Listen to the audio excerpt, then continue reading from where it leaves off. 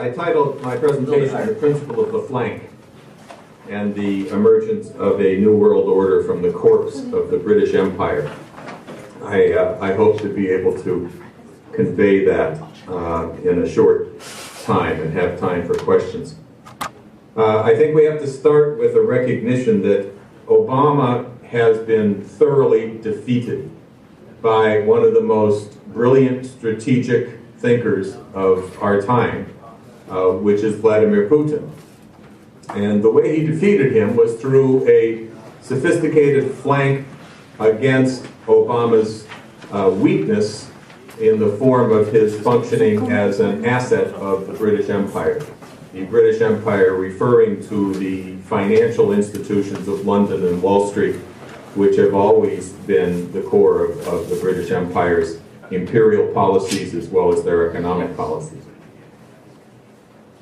If you look at what happened in Europe, we have, of course, the collapse of the European banking system, which is now, they can no longer keep off the front pages of the newspapers because of the total breakdown of their stock values, the recognition that they're all completely flooded with worthless speculative debts, which can no longer be bailed out, they can no longer be bailed in, they can no longer pump money in. It's reached a denouement, and it's about to blow apart.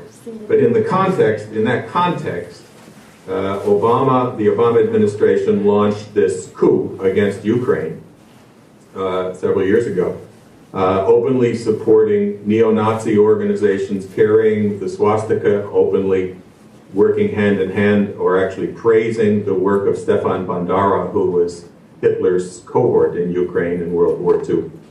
And this U.S.-sponsored by the Obama administration through his State Department asset, Victoria Nuland, who put in power Yatsenyuk, Poroshenko, and others in a coup led by literally armed, violent neo-Nazis. So Putin did not give in to this. He continued supporting those within Ukraine who resisted this Nazi coup, but never invaded. All of the accusations about Ukrainian invasion and so forth were subsequently shown to be nonsense. They were supporting them, those who were resisting, but they did not back down. But there was no solution to this in Europe.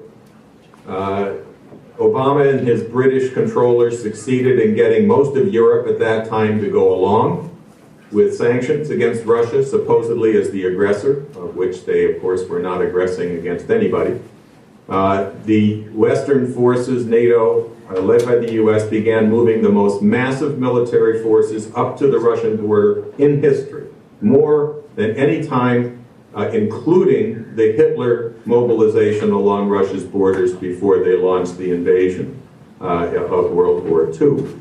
And this is what's going on today.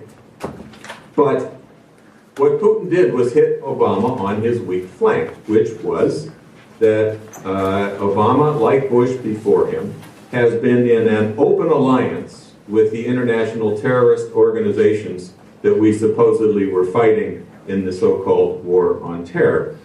But like Bush, Obama served his masters in London and Wall Street in carrying out regime change against those governments who were refusing to accept the continued British imperial policies, those such as Saddam Hussein, Gaddafi, and now Assad in Syria. Governments that had used their oil money wisely to develop their country, to restrain the terrorist impulses among some of the Saudi-funded Sunni networks, and repulse them not only militarily, but by developing the country in a way which was unprecedented in the rest of the Arab world. So the reality of Obama's collaboration with the British Saudi-funded terrorist networks around Al-Qaeda, which was most evident in Libya, where we launched an invasion outside of international law, outside of even our own constitutional law, by not even attempting to get our congressional support, which is required by our Constitution. But then moved on to Syria, where Putin recognized that this could no longer be hidden, that Obama was actually siding with the terrorists that we supposedly were opposing in order to overthrow Assad, as he did in Libya against Gaddafi, leaving Libya as a hellhole of warring terrorist factions, which was the intent. And the same result would come about in Syria if this were continued. And for those of you who haven't already heard this, I think it's extremely important to know that leading figures within the U.S. military and military intelligence have quite publicly identified the fact that Obama is, in a crazy fashion, allying himself with terrorists in order to achieve the regime change goal.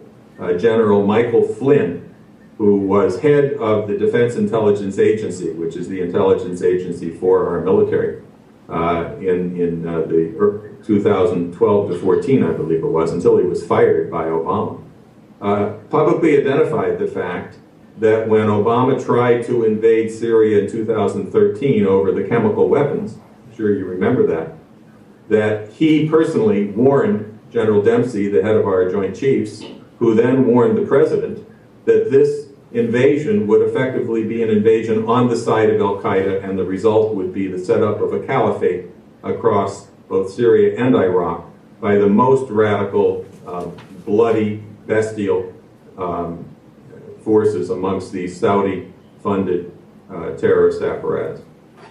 And he was forced to turn back at that time, but as we know, he continued in a covert way through Turkey and through the Saudi apparatus to pursue this criminal, illegal war against the legitimate Assad government in Syria.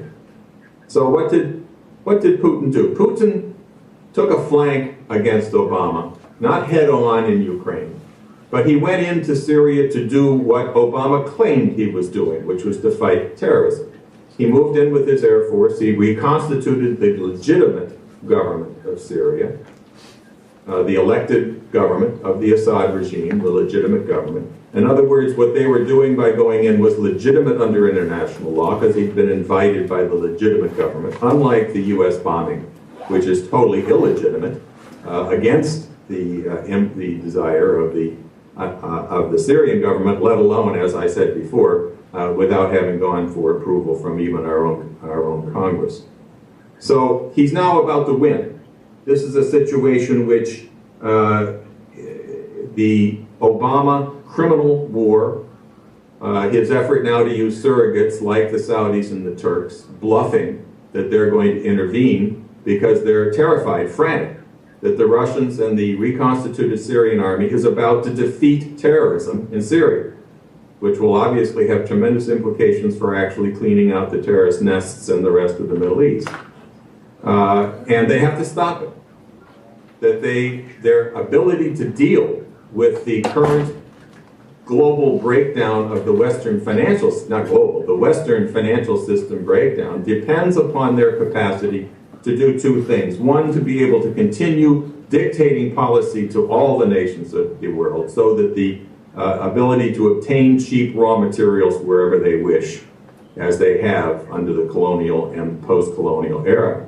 And secondly, when necessary, to threaten war or potentially go to war against any country which would threaten the power of the U.S. to enforce that policy.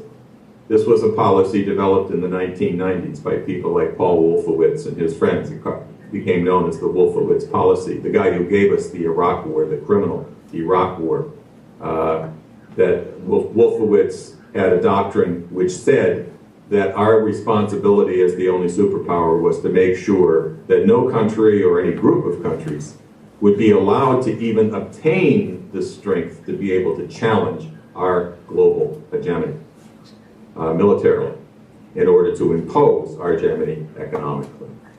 So this has been blown to pieces. Obama has been defeated already in Syria.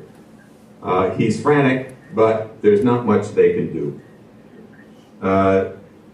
Not only has he failed in the strategic realm, but the entire policy since the crash of 2007 and 8 to, as what Obama called his policy to restrain Wall Street, in fact was not a policy to restrain Wall Street, but to make sure they were not restrained. The so-called Dodd-Frank bill in the US, which was a bill which made sure that there would be no restraints on the wild speculative binge that had been unleashed in the United States when the Glass-Steagall bill was taken down in the 1990s.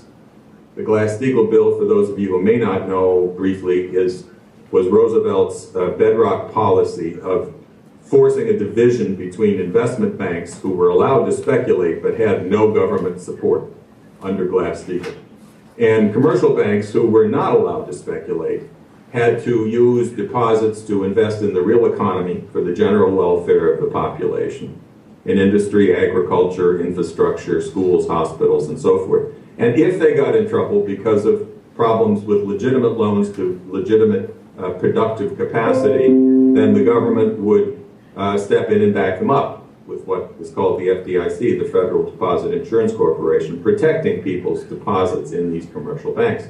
So that policy provided the basis for economic development in the US and Europe and Canada over the next 50 years, or whatever development there was. It began to be taken down in the 1980s by Alan Greenspan of JP Morgan, or JP Morgan, or Morgan Stanley, forgetting right now, but who then became head of the Federal Reserve and basically ran the takedown of Glass-Steagall and unleashed the wild speculative binge under the Bush administration at the turn of the century after Clinton left office. So the so-called Dodd-Frank bill, the various efforts to bail out the banks, has now proven to be a total failure. We've been 8 years now with massive bailouts, quadrillions of dollars. Basically what happened was that the debts, the worthless debts, the gambling debts of the banks, the countries were forced to take them over. We took them over. Our government here, the Fed, took over many of these debts through bailing them out, basically absorbing this worthless paper and putting it on government books, basically making the governments bankrupt, which is what we see now very clearly in Europe, where Greece and Spain, but really all of Europe, Germany even, have been forced to bail out their banks and are sitting on top of masses of worthless paper which cannot be bailed out any further because the governments themselves are bankrupt.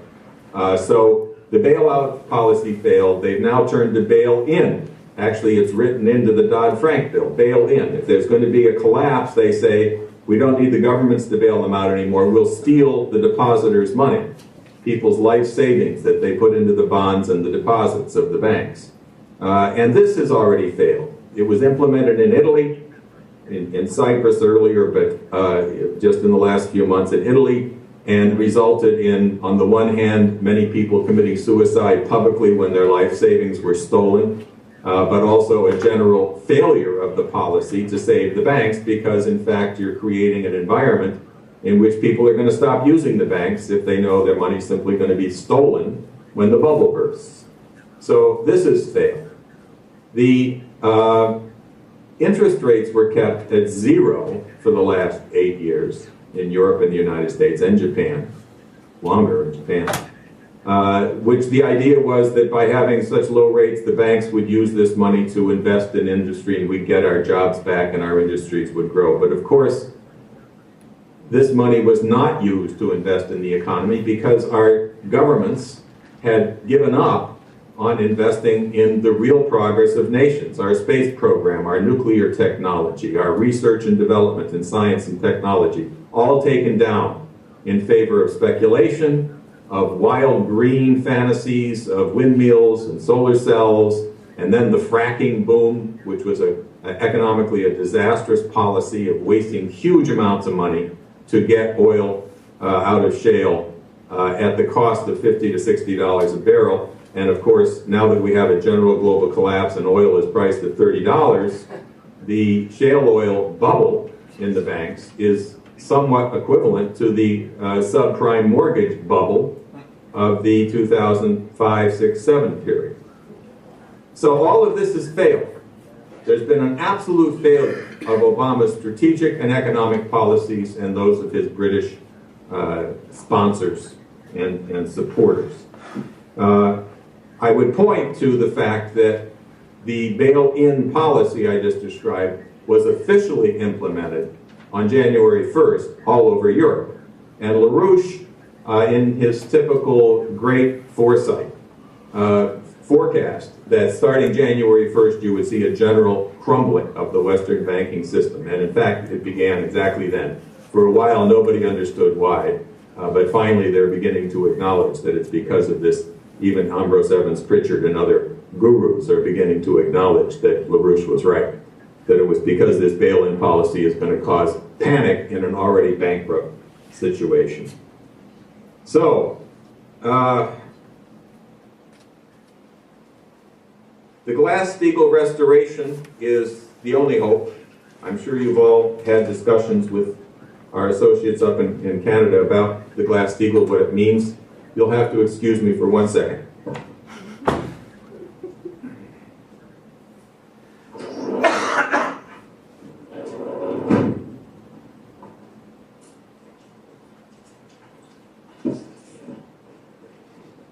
Sorry. And this Glass-Steagall legislation, we have bills before the House and the Senate in the United States, and in Italy and in the European Parliament. There's efforts there in Canada to reinstall this Glass-Steagall bill.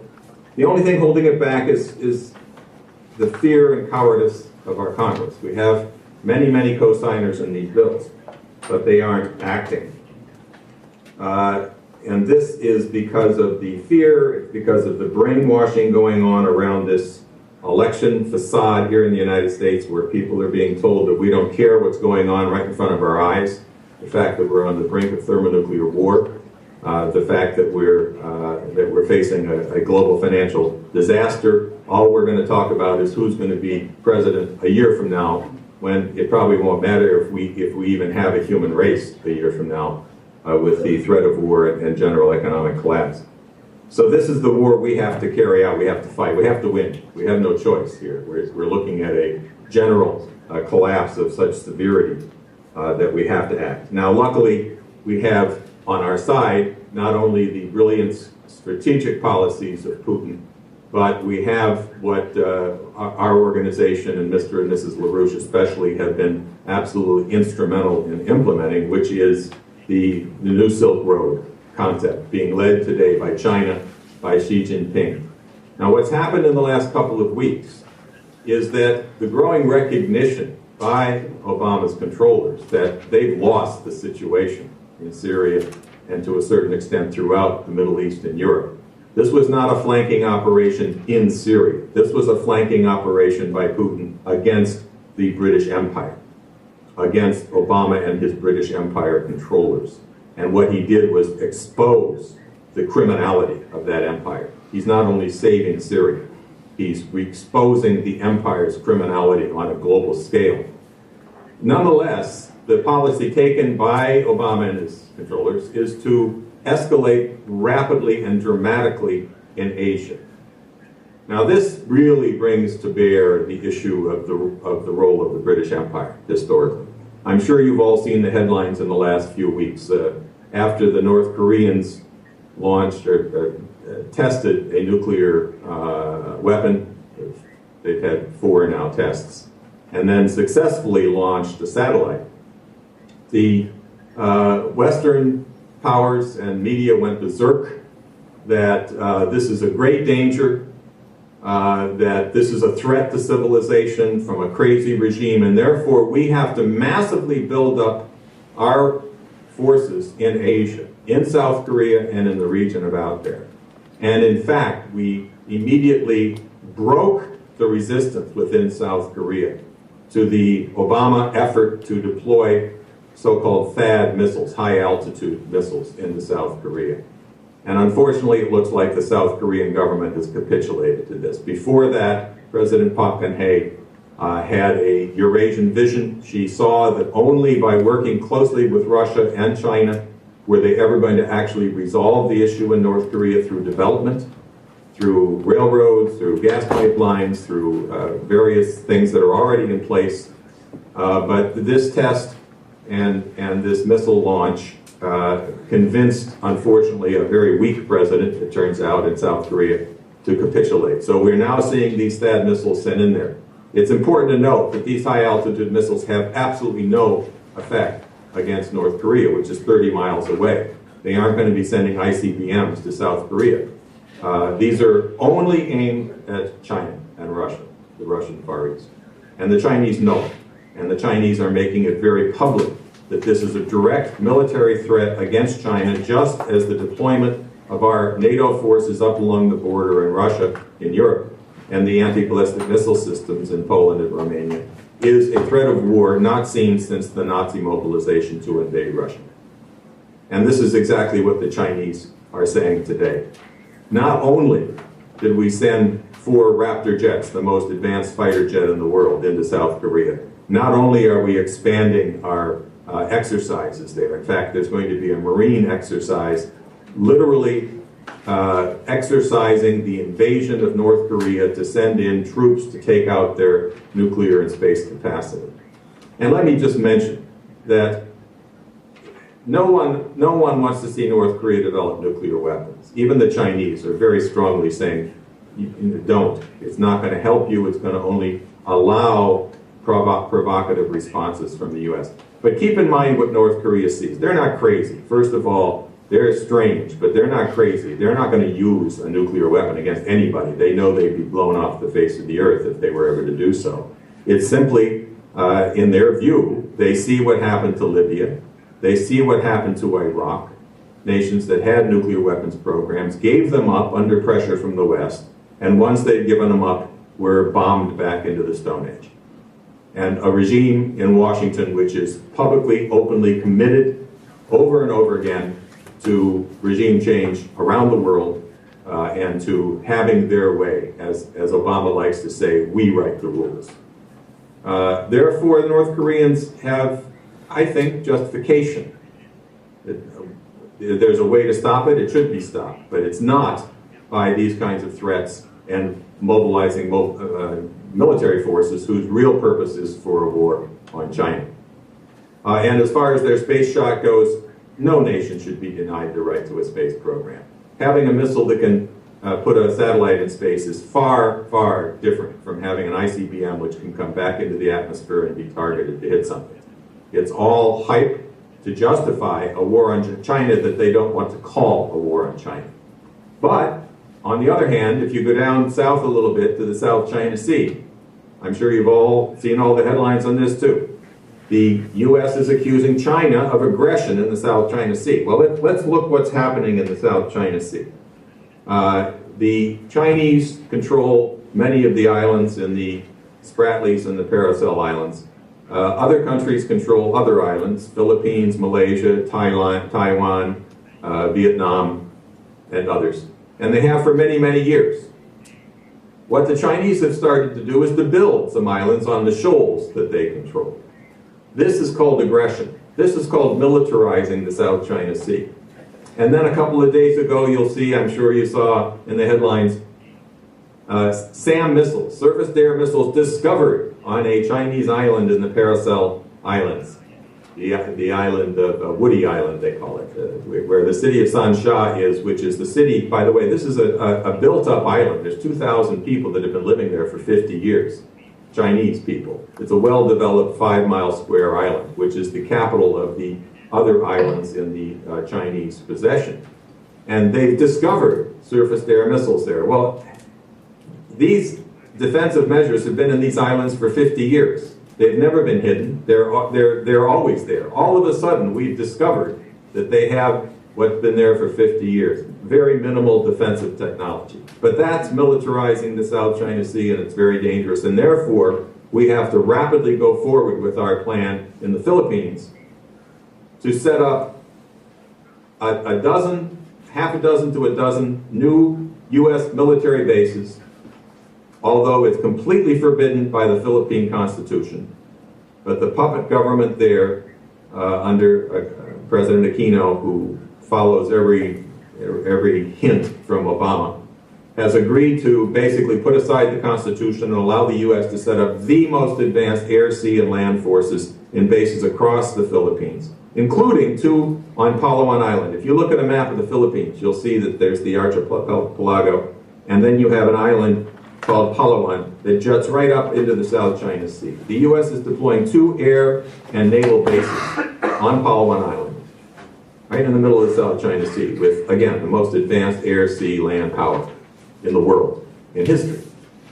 But China is militarizing the South China Sea.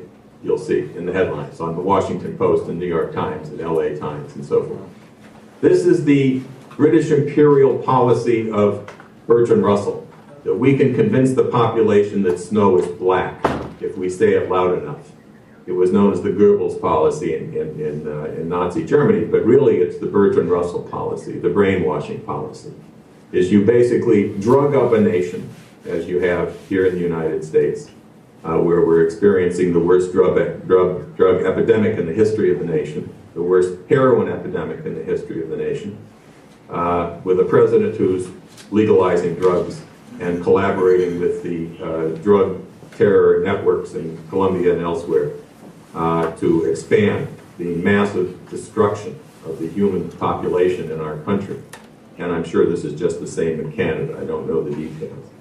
So what is it that China's really doing in the South China Sea? They're developing what they can for the benefit of all nations. And this is not just something happening in the South China Sea. This is happening throughout the world. This is the land bridge policy, the new Silk Road policy. I'm sure you have on hand there the 370-page report that we wrote a year and a half ago called The New Silk Road Becomes the World Land Bridge. This is the proposal that especially Mrs. LaRouche, Helga LaRouche, who is known in China as the Silk Road Lady, who organized as far back as 1996 a conference in Beijing with the Chinese government on what they called then the land bridge, the European land bridge, Eurasian land bridge, but which we called the New Silk Road at that time, and which the new president of China, Xi Jinping, has in fact adopted the term the New Silk Road, or the Silk Road economic belt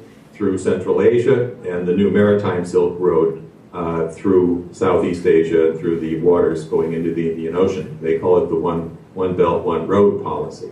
So this is a development policy for the world. We extended it from Eurasia into Europe to the whole world. Our report includes how this has to be the basis for dealing with South America and Africa, nations that have been destroyed by the colonial and post-colonial era.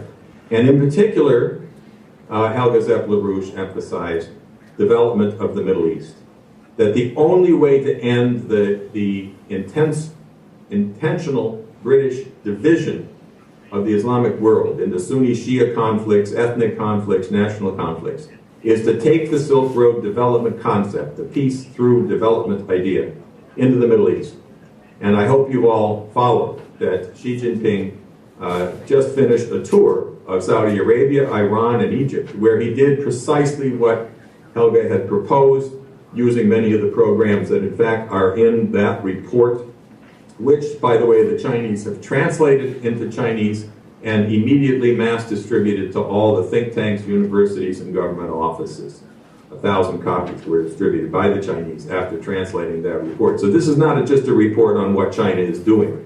This is essentially our having authored the policy that's increasingly being developed and used by the Chinese government. This is ours. This is what LaRouche has done historically over these last, especially over the last 20 years, but for 45, 50 years, really. So China's doing this, not only in Central Asia, not only in Southeast Asia, but throughout Africa and South America. You look at some of the maps in that report, you'll see that as in Africa, for instance, the only railroads that existed under the colonial and post-colonial era in Africa were those built from the ports to the mines. All they cared about was getting their raw materials out. The nations themselves were never developed. You couldn't even get from one capital to the other by rail. You could not get across the continent by rail, or even by road in many cases. The Chinese are building high-speed rail connections through every city in Africa. They need raw materials just like the Western countries did, but they're paying for them by building nations This is a new paradigm for the world. And as I'm sure you know, they're also creating the new financial institutions to make that possible. Through the BRICS alliance, they set up a new development bank, doing what the World Bank claimed it was going to do, but long ago gave up on doing, which is building infrastructure. The Asian Infrastructure Investment Bank, set up by the Chinese themselves, doing similar things, putting tens of billions, hundreds of billions of dollars into real development throughout the world. It's not just money, it's development. It's the physical economy. This is what they're doing. What are they doing in the US and Canada? Well, virtually nothing. They're being stopped, actually, every time they even try to take over a company or something, because somehow they're the enemy. So, counter this to the British Empire. Look at the British Empire's history in Asia. When the British East Indies Company took over India and, in a sense, took over China, never completely, but they basically ruled it, and of course other parts, and the Dutch and the Portuguese and the French, dividing France up, dividing Asia up between their imperial powers. What did they do? Well, they, of course, looted their raw materials, but it was a lot worse than that. The British grew heroin, or opium, in India. And then they shipped it into China, where there wasn't any. And when the Chinese resisted, they waged war because they were disrupting free trade. This is the British idea of free trade. Freedom to the British system means the freedom of trade. We can trade in bodies, in the slave system. That was free trade.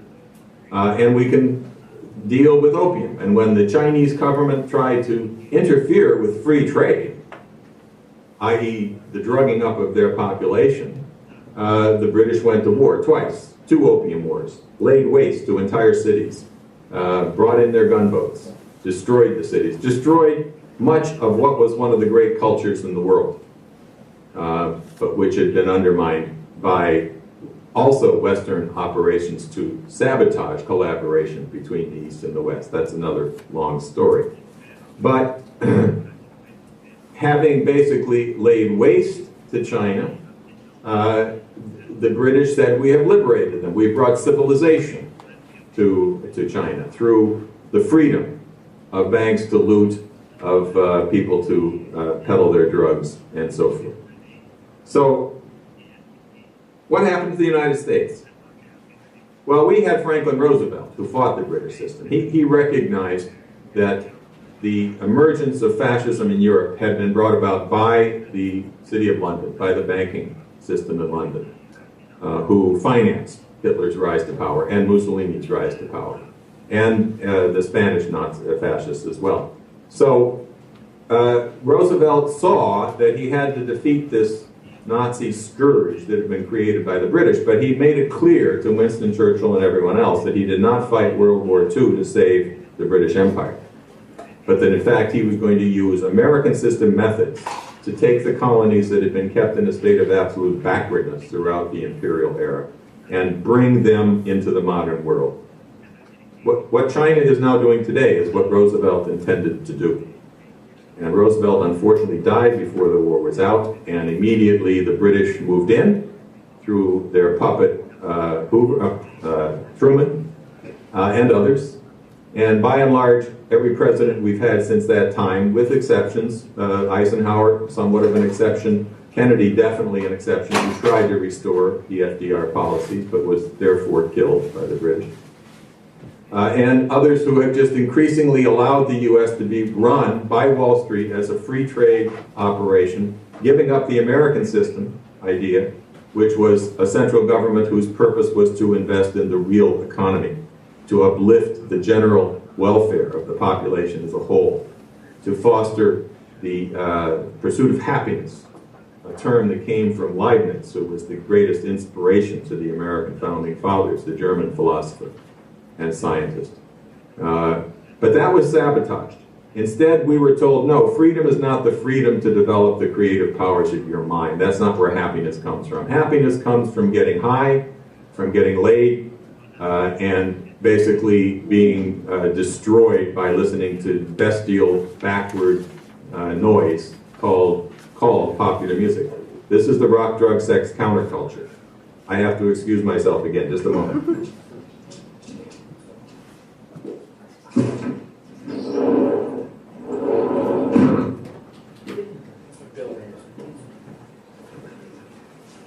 I'm home today with a sick dog, I'm afraid. I won't go through the details. So this is what America and the West and Europe, Canada, swallow. Not always openly, but by and large swallowed. That freedom is the freedom to be an anarchist, practically an animal. The rock, drug, sex counterculture. That we don't need science. Science pollutes. Science causes global warming. Such nonsense as this. That the problem in the world is that there's too many people. That we need to depopulate. People are polluting the earth. We have to love Mother Earth. This is Prince Philip. This is the bestial colonial policy of keeping the world in a state of intentional backwardness and reducing the world population in order to sustain oligarchical power and control. So we're given freedom, which is freedom of the flesh, not freedom of the mind.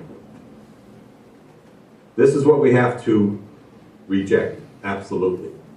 The Chinese are experiencing a truly great renaissance. It's not going to succeed as a Chinese renaissance. The Chinese had a great renaissance in the 12th century under the Sung dynasty.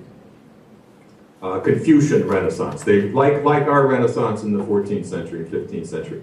They restored, like we restored the Platonic tradition from Greece. They restored the Confucian and Mencius tradition from the same era as Plato.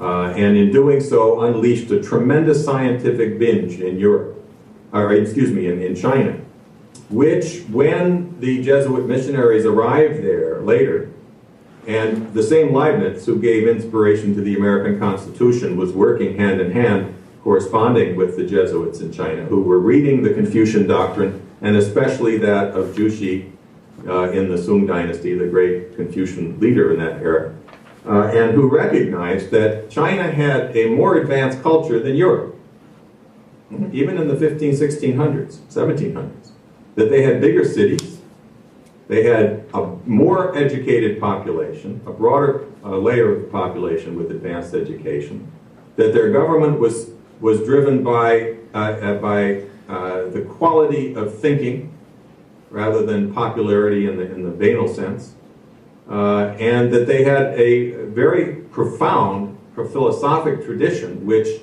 Leibniz recognized was coherent with his own thinking, but with the thinking of the great Christian theologians. So this was a Chinese Renaissance that he was studying, comparing it. And I did work while I was in prison here in the United States under George Bush. I did a great deal of study of the comparison between the European Christian Renaissance and the Confucian Renaissance in China. What China's doing today is not just repeating the Confucian Renaissance. They're launching a Renaissance which will only succeed as a global Renaissance.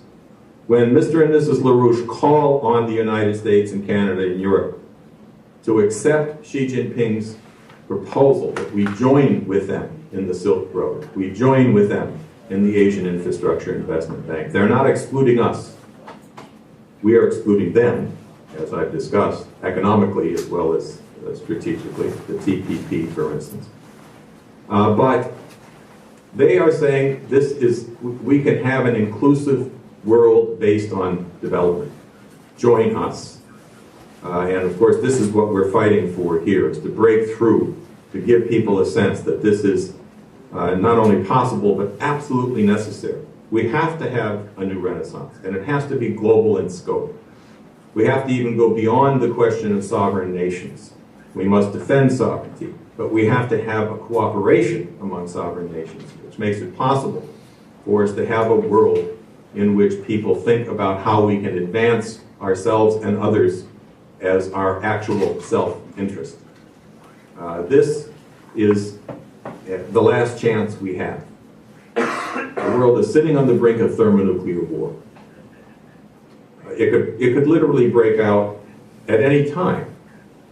If, for instance, the effort of the Turks to invade Syria, which wiser minds within the U.S., like Kerry, have stopped, despite Obama's being the closest friend of this would-be new Ottoman Emperor, Erdogan, in Turkey, who has, along with the Saudis, been threatening to invade Syria or to set up a no-fly zone in Syria, which would put them in direct NATO country, Turkey, in direct conflict with Russia, who is there doing what we claim to be doing, which is wiping out terrorists.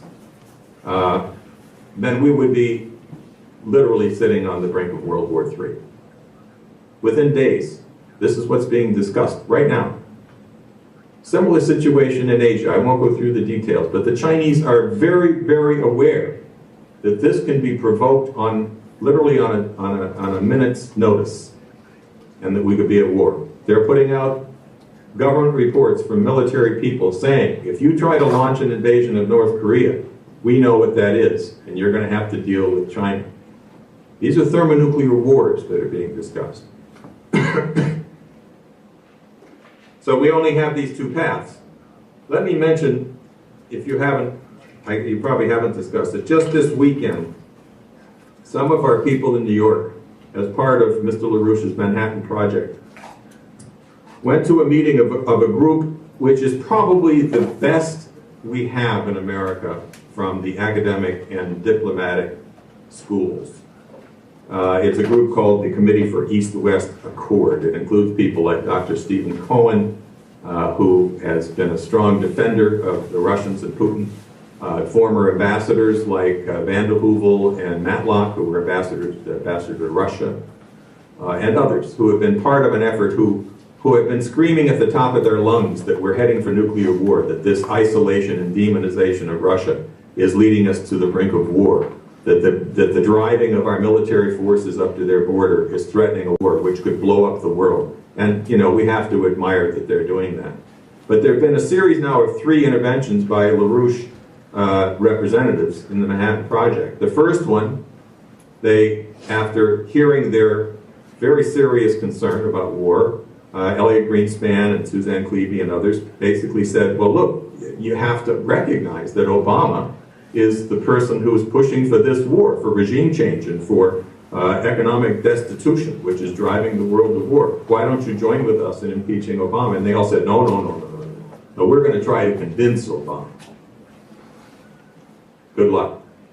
So this kind of foolishness LaRouche denounced. It showed it was their cowardice.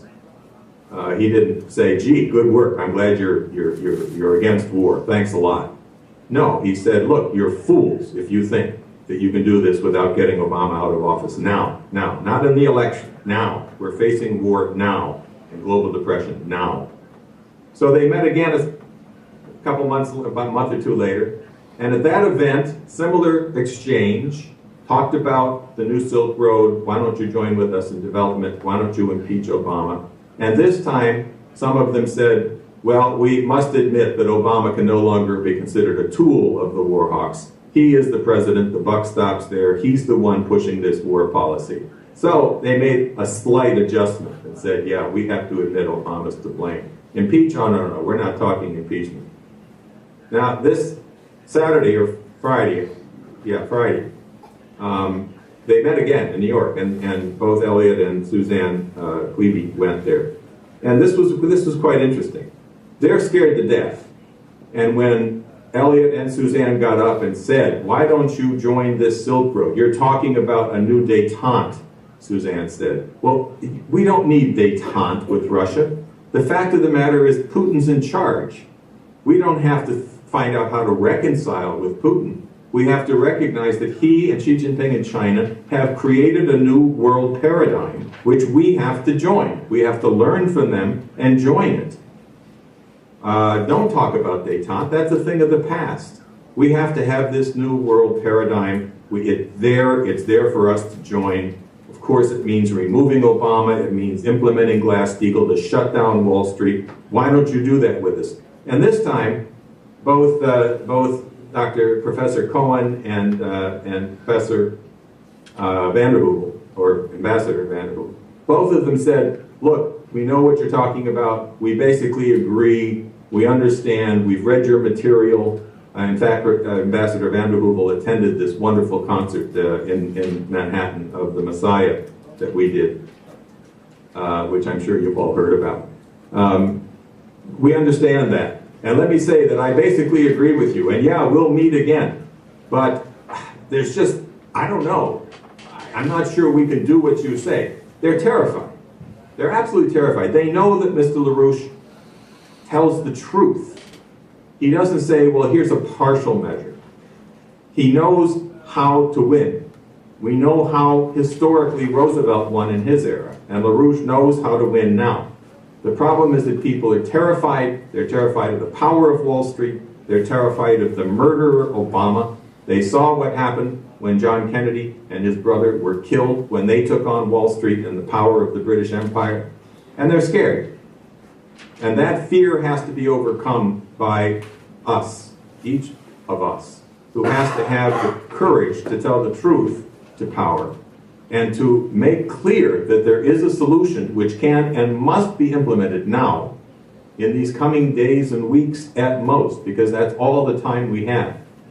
It means that each of us has to be committed to personally working to bring about a global renaissance, not to do our little bit, but to join in what has to become a global movement, to learn from Russia and China in doing that, but to restore the American system, the North American power it once was, power for good, and to do that can only be done if it's done in conjunction with Russia and China, with the BRICS, and it's done now before we end up watching lunatics of the Obama sort pushing the button, or the financial breakdown, which is now days away, weeks away at most, bringing such cataclysmic collapse and destitution and death that it becomes impossible to act. So it's a desperate situation, but it's also a very hopeful one. I'll just conclude by saying that when I met LaRouche in 1972, the thing I remember most from that speech I went to was that he said, people aren't going to like what we say. You might meet a person here, a person there, and they're the people that we'll pull together and we'll work with them and educate them and get them to be the fighters. But what I'm saying is true. We're going to be on the brink of war and global financial disaster as a result of the failed policies being implemented right now. This is under Nixon in '72. This is how far back this goes. But he said, at the point at which what we say is recognized, then we better be in a position to lead. We better have the courage to be world leaders, each of us, ourselves. And that is the situation we have today. It's a tremendous opportunity in the midst of great danger, but it's one which we can thank the powers that be on high, that we've had Mr. and Mrs. LaRouche and the movement, the brilliance of their insight, pulling together great scientists and great leaders from around the world over these last 50 years, that we have the power and the capacity to do this, if people will have the courage to join us and not be afraid, but to take on a solution rather than fearfully hide from this reality. So I'll end with that. Hi, Mike. Pascal. Hi. I had a question because, yeah, we're hearing a lot of, well, as you mentioned, the propaganda coming out here in our media is very bad, you know, in trying to address what is China, what is Russia, how we can't work with them. Like, that's always what they say. They say, we're trying, they're really, but we can't work with them because we're authoritarian dictatorships and stuff. And I wanted to ask you about, because in the history of Russia and China, they have a very different idea. And what we call imperialism here in the West, they haven't experienced the same way. So I wanted to get your idea on this, if you could. Well, I've given some presentations before on what is to many people amazing fact that the American system, as it was developed by Alexander Hamilton, George Washington, and developed by our few really great presidents, John Quincy Adams, Abraham Lincoln, and then of course Franklin Roosevelt, and JFK, that this American system has died in the United States. I discussed this a bit, that we were taken over by the British free trade ideology, by libertarianism, by the idea that freedom is freedom of the flesh, not freedom of the mind, and so forth. But ironically, the history of America, its greatest thinkers, permeated the world during the first century especially, or continuing. Every great period of America, the ideas of the American system permeated the world. And they permeated Europe, the great German coming together as a nation under Bismarck, which made Germany into the great industrial nation and scientific nation that it is, came about because of the collaboration of Henry Carey, who was a collaborator of Lincoln, who was the person who formulated the idea of the Transcontinental Railroad, and in fact was working on building what's the term? A girding of the world with steel, meaning rail connections. They even talked about building the tunnel under the Bering Strait that Mr. LaRouche is champion now, and which Putin has supported. It's connecting the United States and Russia through a tunnel from Alaska into Siberia. So he went to Germany. He gave them the American system. He helped Bismarck create the Zollverein, the economic institutions that brought about their defeat of the British free trade policies. He went to Russia. The Siberian Railroad was built because of Henry Carey's work in Russia, recalling the work that John Quincy Adams had done with Russia. And by the way, that Leibniz, earlier, had collaborated with Peter the Great in working together with Russia and China on building the idea of linking Europe and Asia through a development corridor, reaching out through these great cultures of China and Europe together. So the Russians very much adopted the American system. And much of what was developed, including during some of the communist era, was based on the American system of development. In China, it's even more explicit. Not only do you have this historic connection that I referred to, the Leibniz connection is in a sense very real there. His work with the Jesuits who were working with the Chinese in the Qing dynasty. But you also have Sun Yat-sen. What Sun Yat-sen represents, he's the founder of the Chinese Republic, who led the Republican Revolution in 1911 that overthrew the monarchies, the imperial powers, and created a republic, which had its problems over the years. But Sun Yat-sen is still honored as the founder of modern China by communists and non-communists alike, in Taiwan as well as in Beijing. And Sun Yat-sen was trained in the American system. He was, as a young man, went to Hawaii with his brother. He was educated by Americans from the school, the Lincoln School, of Henry Carey, of the same group that had done the work in Germany and in Russia. He was very, very conscious of the distinction between Alexander Hamilton and the idea of industrial and development progress, as opposed to that of Thomas Jefferson, the slaveholders, the advocates of slavery, the agriculturalists who wanted to keep the country backward as an agriculture country with slave labor. He knew these distinctions, which most Americans today don't know. They think Hamilton and Jefferson are co-founders of America, which is nonsense. There was a war that was never settled until the Civil War between the Hamilton Circle, centered in New York, committed to the idea of scientific and technological development and the upgrading of every human being, regardless of race and so forth, as the purpose of America, as opposed to these southern slaveholders who never relinquished their right to be bestial. and by treating other human beings as beasts. So Sun Yat-sen knew this. He brought to China the American system. He had a plan for developing the rail and water projects across China, which is what we see being developed today by Xi Jinping. It's the American system being implemented by China. The Silk Road is, to a very real extent, I mean, of course, tremendous contributions from China and from their rich culture. But it's their recognition that there's a commonality with the American system that brought this about. Just as it's a recognition in China today of the role of Helga and Lyndon LaRouche in building this Silk Road idea that you can bridge these gaps only through development. You can't stop these political crises by political negotiations. They're only going to be solved by posing a higher order of development as the basis on which you have a common aim of mankind. This was known as the American system. Now, anybody who swallows this stuff about Chinese and Russian dictatorship and aggression, these people have lost their ability to think.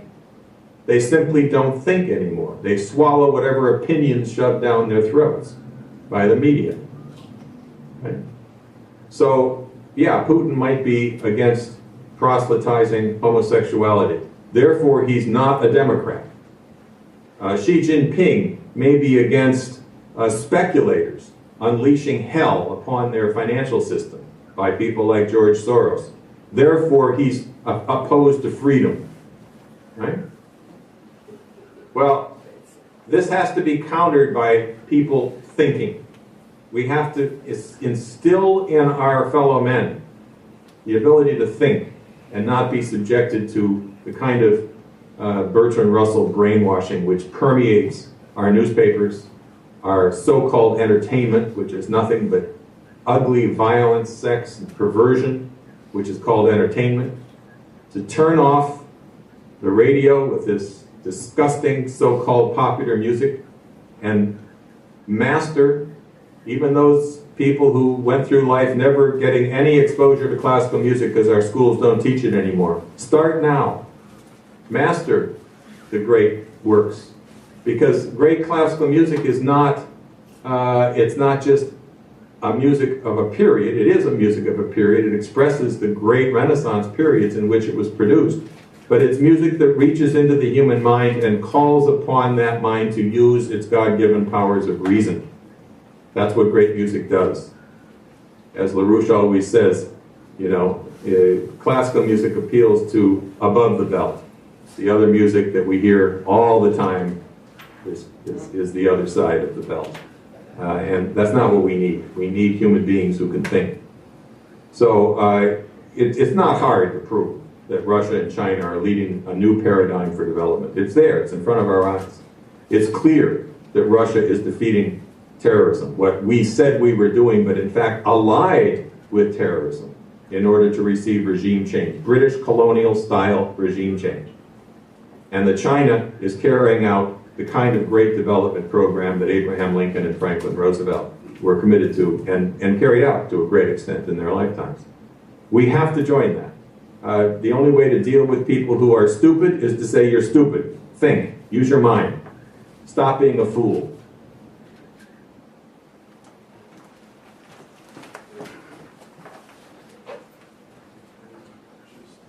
Hello, sir. I have a question from an Argentinian here in Canada. I'd like to know what's the current links between these ideas and the present situation in South America, where the right wing, the corporations are menacing this regional intelligent ways for becoming republics in depth and offering new alternatives to the world, to the thinking of a new humanity in its best. I know that there was this center, a branch of your movement in Argentina that was stopped. It was very good.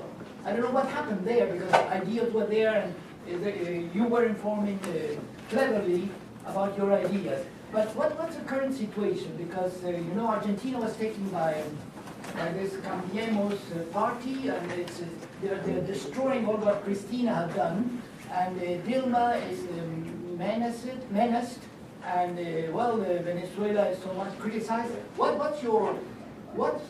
How are you planning to use the South American strength that is very much creative and in the line of what you say as one of the convenient ways to go?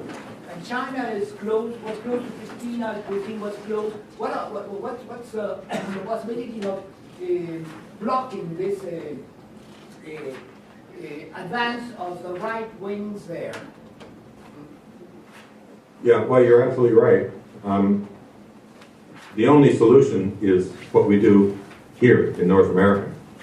But let me just sort of review the history for those who don't know. The BRICS really were born, I mean, they existed already as a loose grouping, but it was really born in Fortaleza, I think that's the way you pronounce it, in Brazil, in the summer of 2014, where Putin and Xi Jinping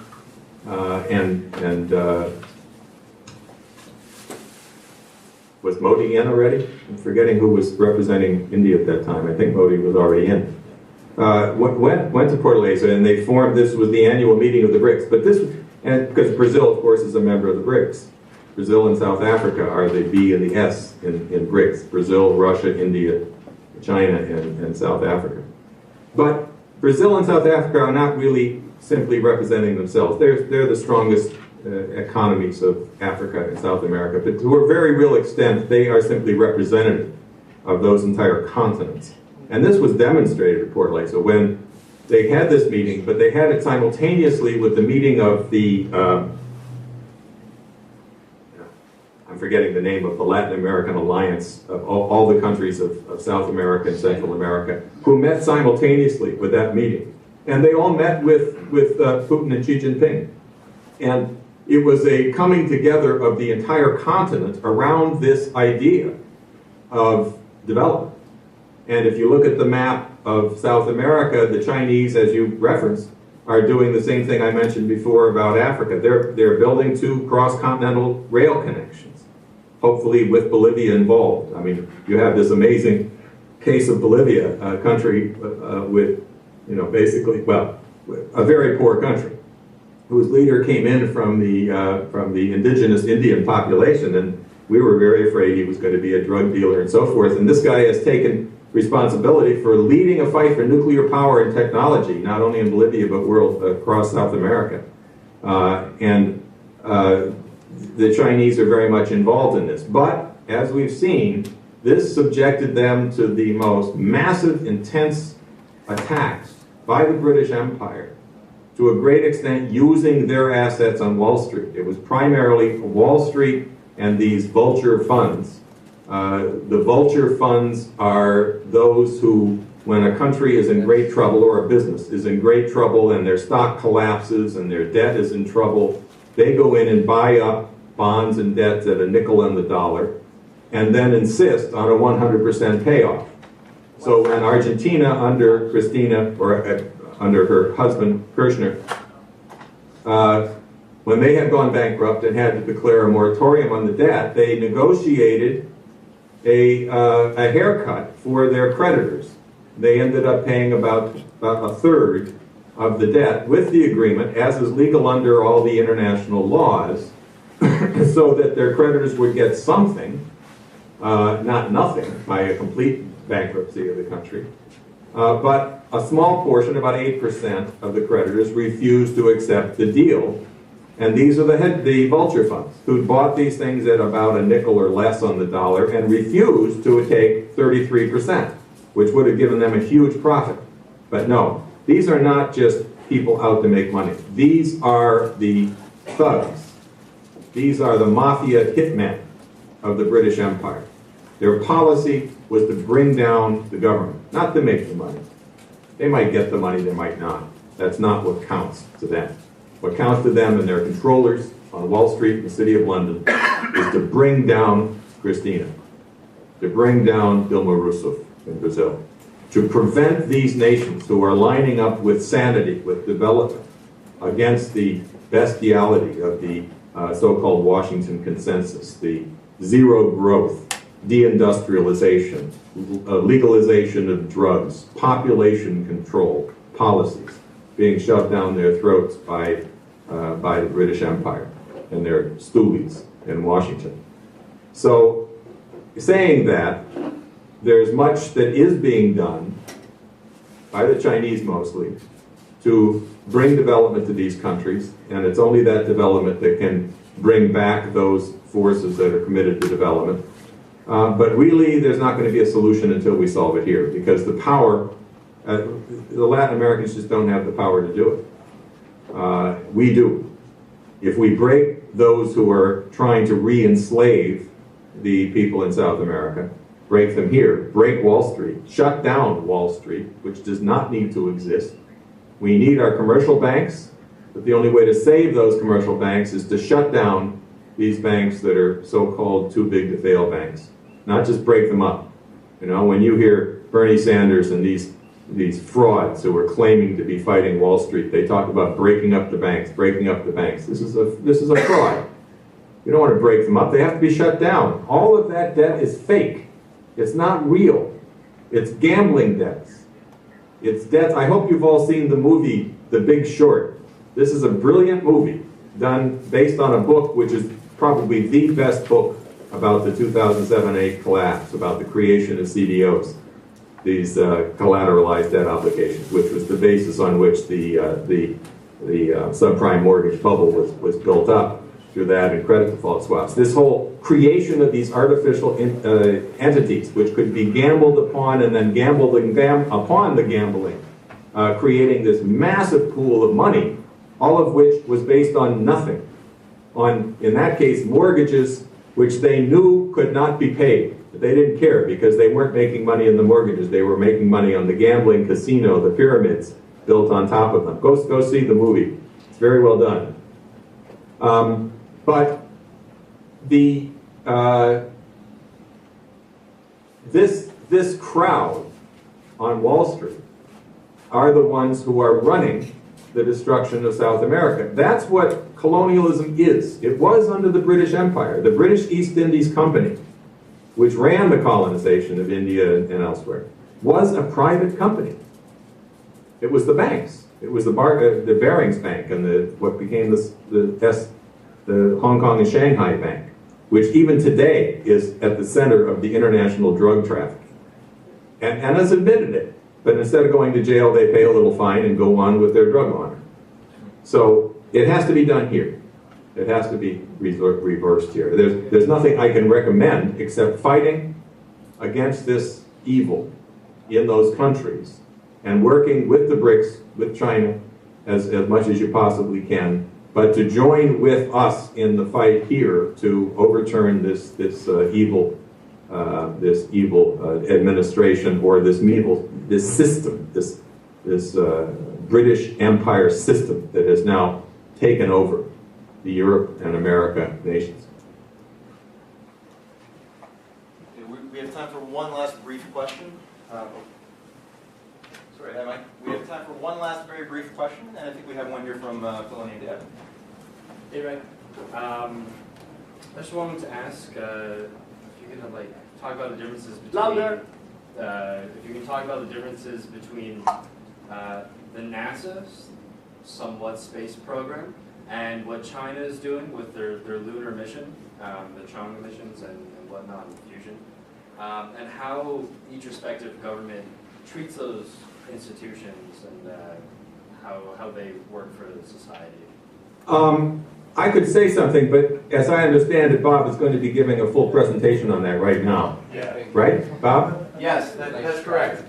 But let me leave that. He'll answer your question. Okay, thank you very much, Mike. Thank you. Okay, thank you. So somebody can go, Raphael, if you could go and fetch Bob, who should be in the hallway, that would be good. So we have,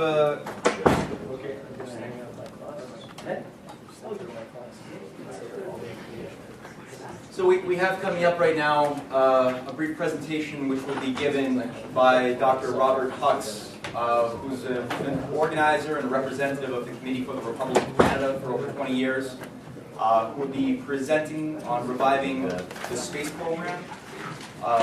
The outlook of Kraft Erica, a leading space pioneer, will be introduced.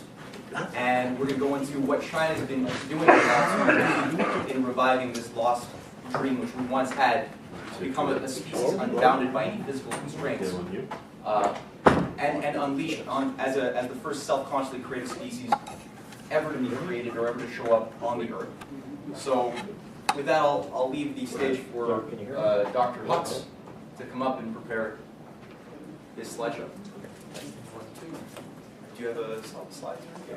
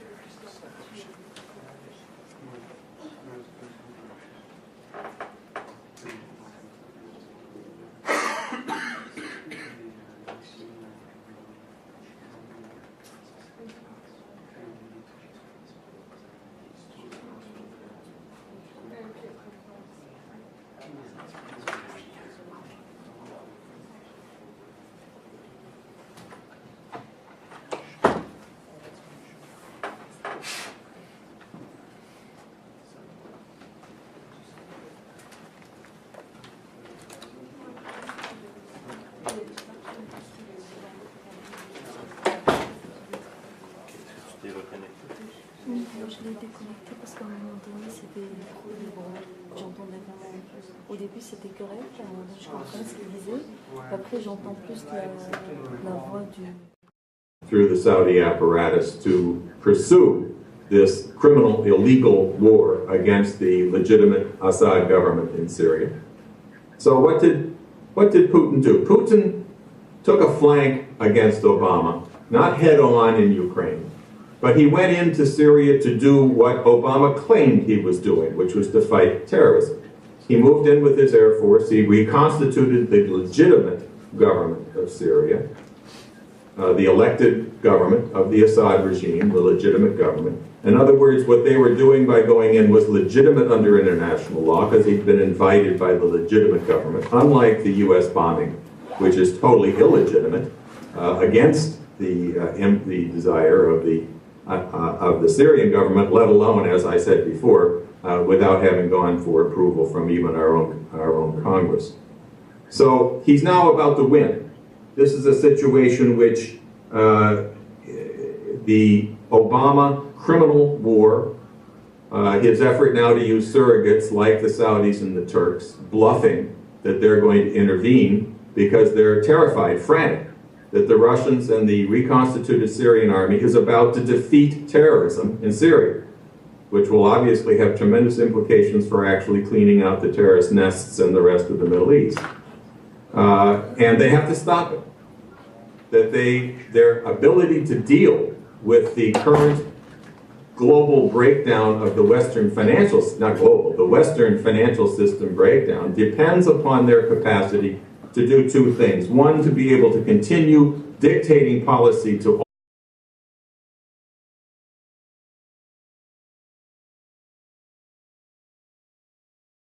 I titled my presentation, The Principle of the Flank. and the emergence of a new world order from the corpse of the British Empire. I hope to be able to convey that in a short time and have time for questions. I think we have to start with a recognition that Obama has been thoroughly defeated by one of the most brilliant strategic thinkers of our time, which is Vladimir Putin. And the way he defeated him was through a sophisticated flank against Obama's weakness in the form of his functioning as an asset of the British Empire. The British Empire referring to the financial institutions of London and Wall Street, which have always been the core of the British Empire's imperial policies as well as their economic policies.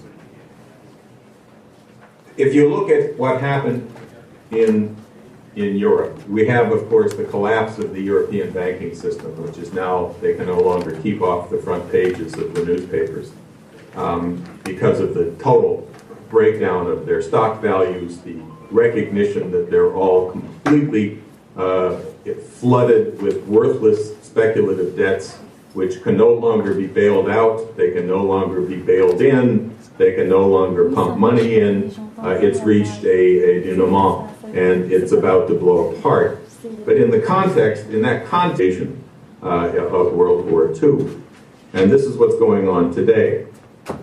But what Putin did was hit Obama on his weak flank, which was that Obama, like Bush before him, has been in an open alliance with the international terrorist organizations that we supposedly were fighting in the so-called war on terror. But like Bush, Obama served his masters in London and Wall Street in carrying out regime change against those governments who were refusing to accept the continued British imperial policies, those such as Saddam Hussein, Gaddafi, and now Assad in Syria. Governments that had used their oil money wisely to develop their country, to restrain the terrorist impulses among some of the Saudi-funded Sunni networks, and repulse them not only militarily, but by developing the country in a way which was unprecedented in the rest of the Arab world. So the reality of Obama's collaboration with the British Saudi-funded terrorist networks around Al-Qaeda, which was most evident in Libya, where we launched an invasion outside of international law, outside of even our own constitutional law, by not even attempting to get our congressional support, which is required by our Constitution. But then moved on to Syria, where Putin recognized text. The Obama administration launched this coup against Ukraine several years ago, openly supporting neo-Nazi organizations, carrying the swastika, openly working hand in hand, or actually praising the work of Stefan Bandera, who was Hitler's cohort in Ukraine in World War II. And this U.S.-sponsored by the Obama administration through his State Department asset, Victoria Nuland, who put in power Yatsenyuk, Poroshenko, and others in a coup led by literally armed, violent neo-Nazis. So Putin did not give in to this. He continued supporting those within Ukraine who resisted this Nazi coup, but never invaded. All of the accusations about the Ukrainian invasion and so forth were subsequently shown to be nonsense.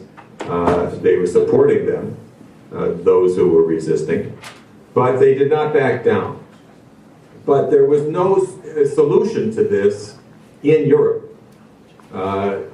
Obama and his British controllers succeeded in getting most of Europe at that time to go along with sanctions against Russia, supposedly as the aggressor, of which they, of course, were not aggressing against anybody.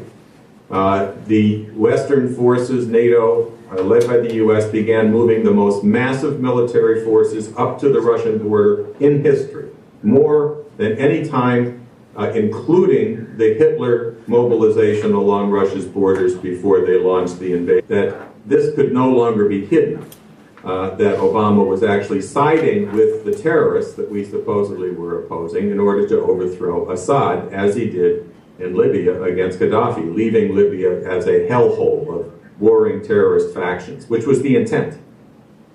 And the same result would come about in Syria if this were continued. And for those of you who haven't already heard this, I think it's extremely important to know that leading figures within the U.S. military and military intelligence have quite publicly identified the fact that Obama is, in a crazy fashion, allying himself with terrorists in order to achieve the regime change goal.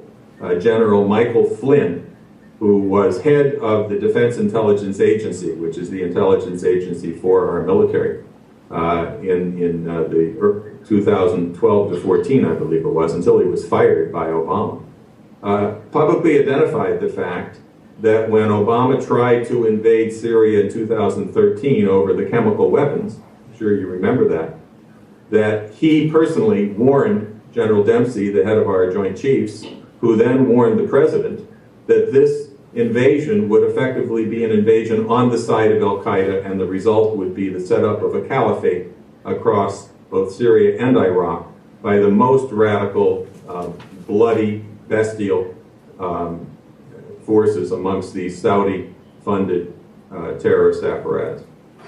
And he was forced to turn back at that time, but as we know, he continued in a covert way through Turkey and